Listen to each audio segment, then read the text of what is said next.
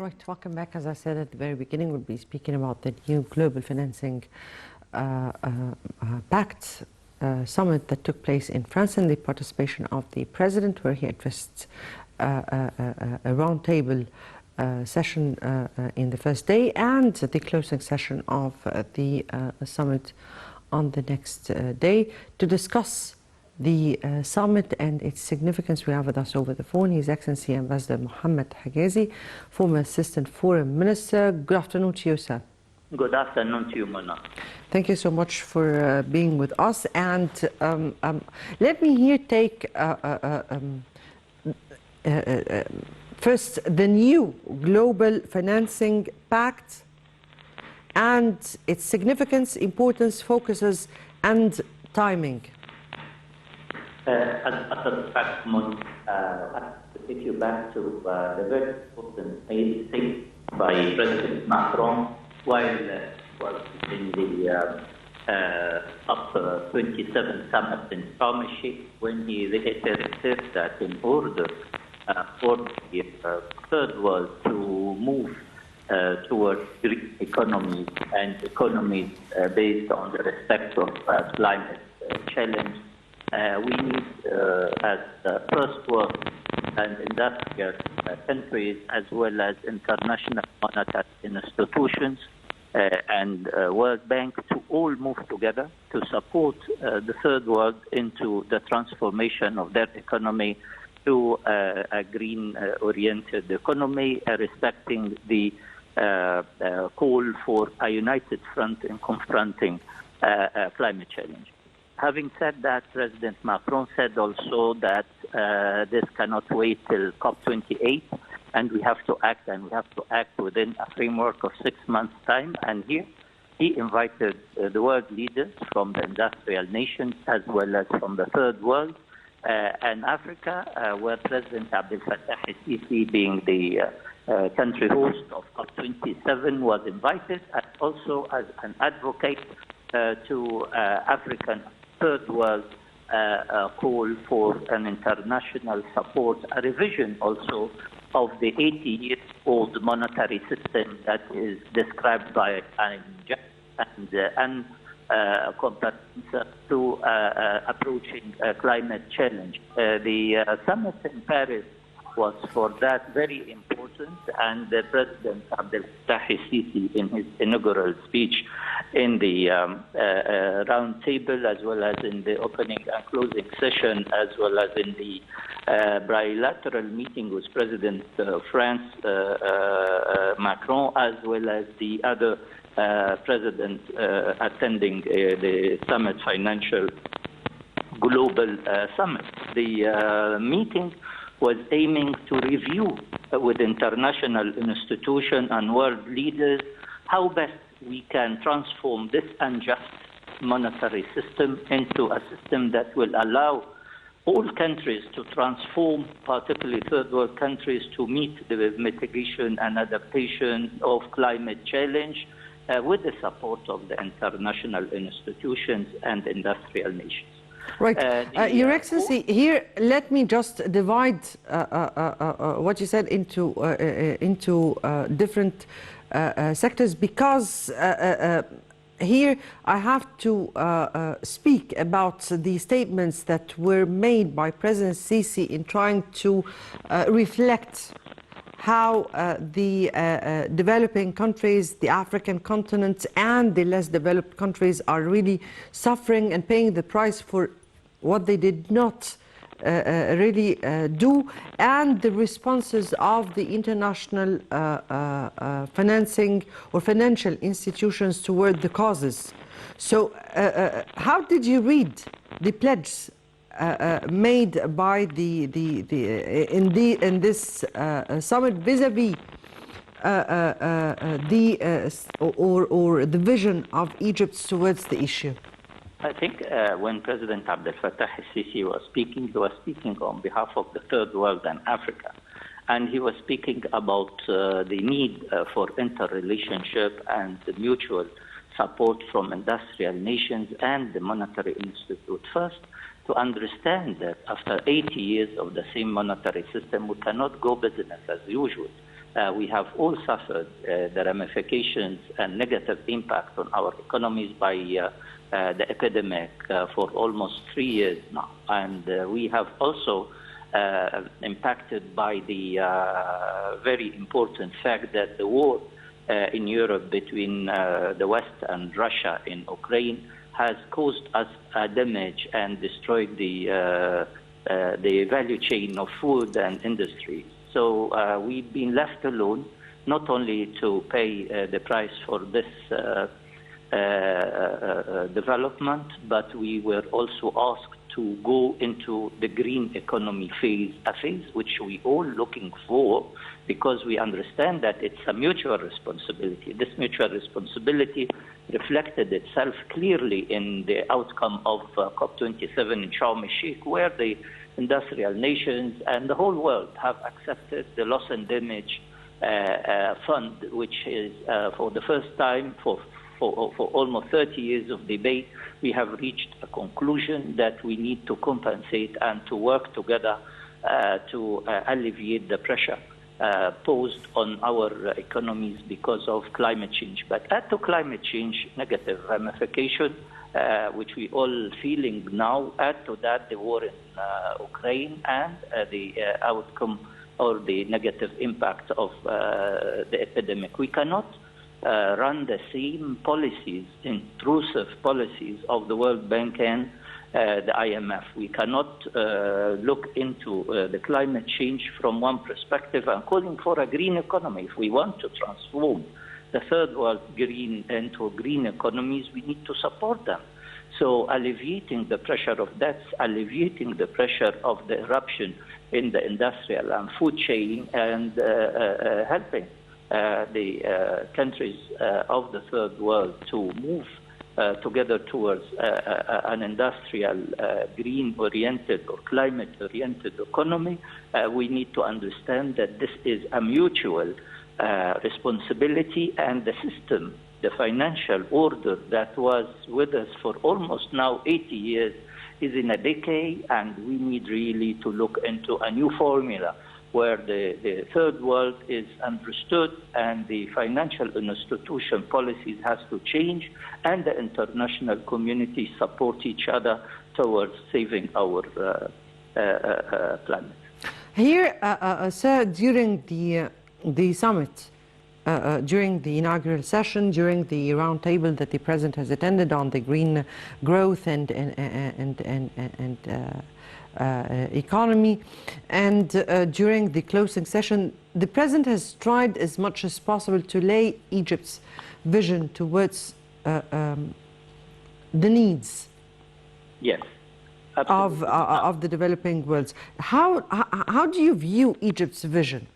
I think Egypt, as a responsible regional power, is reflecting not only its vision, but also the third world and Africa in particular vision towards the need for common understanding, for an interrelated financial policies that respect the pressure put because of unforeseen circumstances like the epidemic. No one should have predicted or could have predicted, and we have also the same order and the same policies and the same intrusive approach to economic reform, which we all suffering from. So if we are talking about moving our industries green, and if we are to abide with the climate challenge and its need to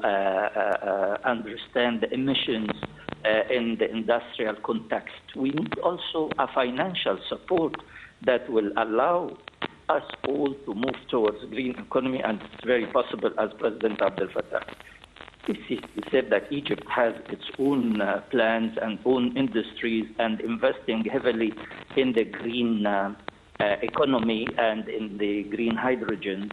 We all with that, but to achieve and to attain the goals of the green economy transformation on the third world basis, because we're talking here, Mona, about one planet. We are not talking about Egypt or Africa or Europe or the Americas. we are talking about one planet where all goals and aims has to work in orchestration so that we can push the international community and the financial institute to understand that this change is possible if we have changed our old policies, which is unjust and intrusive, and do not understand the pressure put because of reasons beyond our control, like the Russian war. It's not our choice. It's a European, Russian, American choice, but we're paying the price.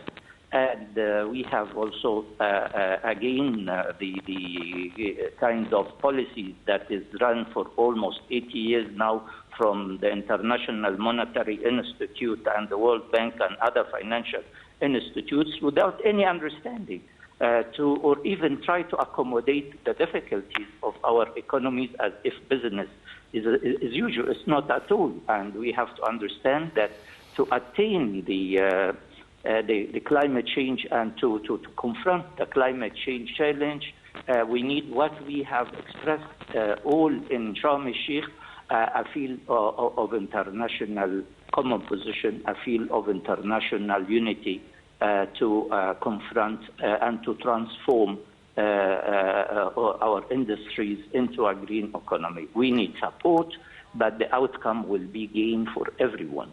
Your Excellency, during COP27, we've seen pledges by, or during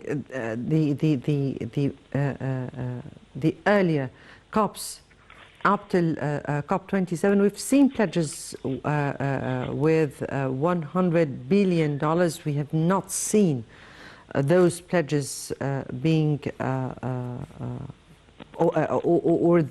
that they obliged by what they have promised with.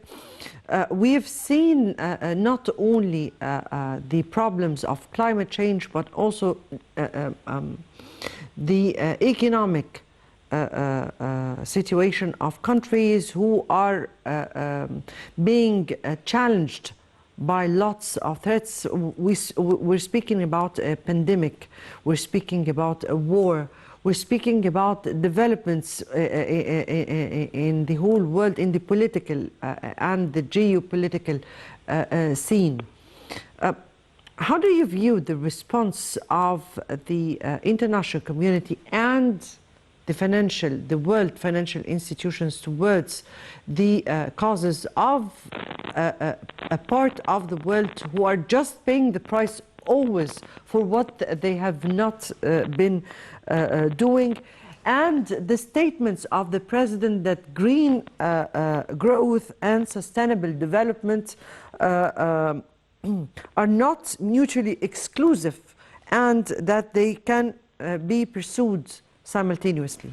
Muna, in Sharm el-Sheikh, they were, for the first time, a clear reflection and a clear unity on the importance of implementation, on creating mechanisms like the loss and damage fund to support third world economies. But the call of President Macron to call for a between COP session like the one in Paris, the summit in Paris, was so important to remind the international community of the importance of supporting the new mechanism like loss and damage. Now we have a mechanism, so we are not in the pledge phase of 100 million or whatever. Whoever has a pledge, he can support the loss and damage fund. But at the same time, the whole system is under scrutiny. What is in Paris was to review this old unable to meet the demand and the challenge of climate change, and to call on industrial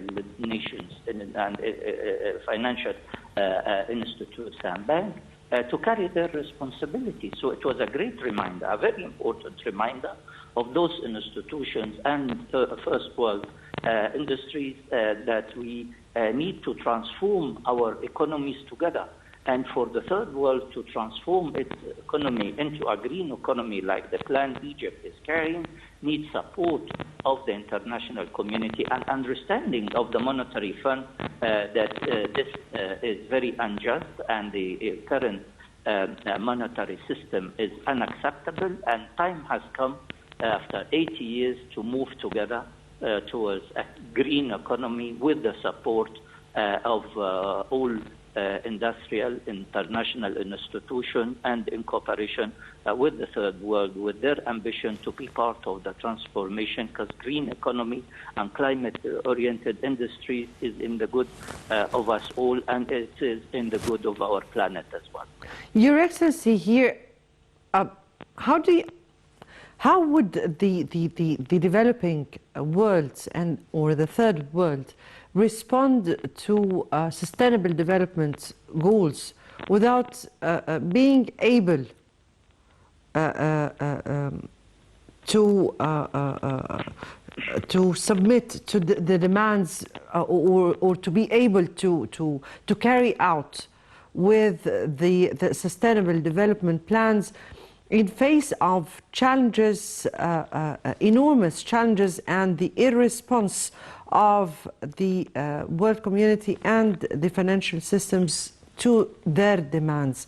I think, Mona, we should keep trying, and we should keep going on in our pressure to get our goals, and we should also carry our responsibilities.